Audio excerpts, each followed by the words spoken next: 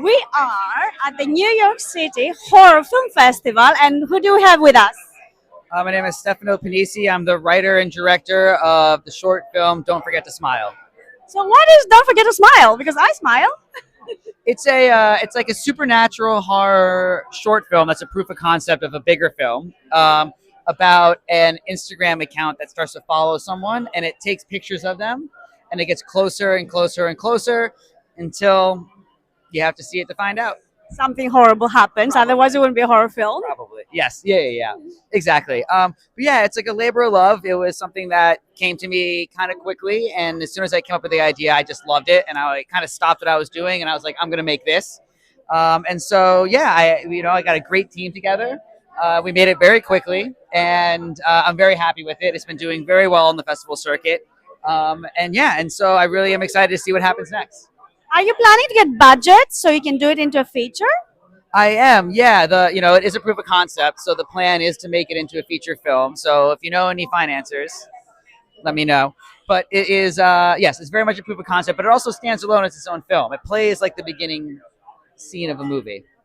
Yeah. A lot of people do get distributors, to be honest, from festivals. So, are you planning to submit to any more festivals and hope you can get a distributor or you can get money for a feature film? That's a great question. I'm about halfway through my festival circuit right now. I would say I had my world premiere in July. It's taken me all over the country, all over the world. So we've played in Asia, Europe, America, all over the place. So it's been amazing, and it's really only been 5 months, but it's been nonstop, which is really exciting. So usually with films like this, you do about a year or 2 years, and I've only done about 6 months, and it's been doing phenomenal. So what I'm trying to figure out is if I keep the festival run going or if I just release it for the world because I think it's amazing and more people need to see it.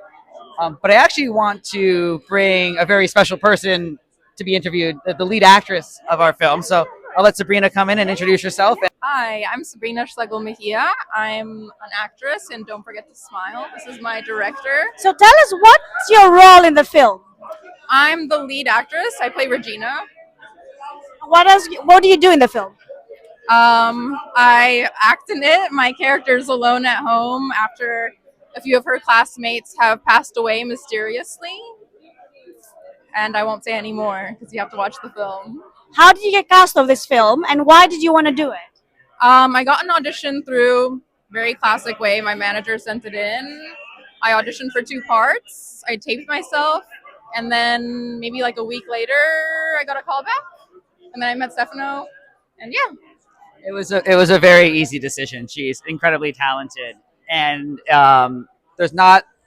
there is important dialogue, but not a lot of dialogue. But there's a lot of subtleties in the performance, and Sabrina really brought that, and it was something I saw immediately. So it was an easy choice. So you as a director, how did you cast? Was it self-tapes that you requested and that you cast off self-tapes and headshots? I actually used a casting director based out of LA named David Guglielmo that I'm good friends with. We went way back, or we go way back, and he's a good guy, great guy. And so when I reached out to him, he did me a favor and he kind of hooked me up with the casting session. I sent him the script, he loved it, and so yeah, I used him. This was a passion project. It was all self-funded. So if I didn't have David to be able to kind of do me a favor and help me out, I would have done it all myself. But he really came through. He's done some incredible films, and I'm a big fan of his casting, so I knew I could trust him. And I met Sabrina through him, so it was amazing. Was your role emotionally challenging? Because obviously you have different qualities that you need to bring out by yourself if you're doing like a romantic comedy. But this one was a horror. Was it emotionally challenging for you or was it very easy? I would say it was challenging, yeah, but in a really fun way. I think we had a good amount of time to shoot the material, and Stefano and I collaborated as we went through. And yeah, it was challenging, but super fun. And I loved working with Stefano. So yeah. And for you, what was the hardest scene that you had to shoot? And that could be because of budget, because of timing, because of special effects.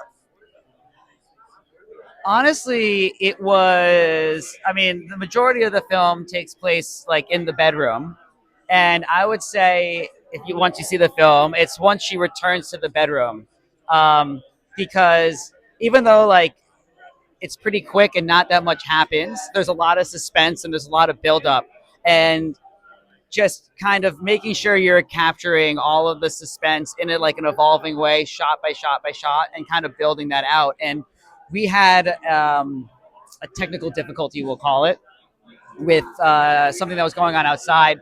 So I kind of felt like I had a time limit because we had the window blocked out, and I was worried that if this thing had kind of broken, that we would lose the nighttime of the shot, and we would be out of luck. So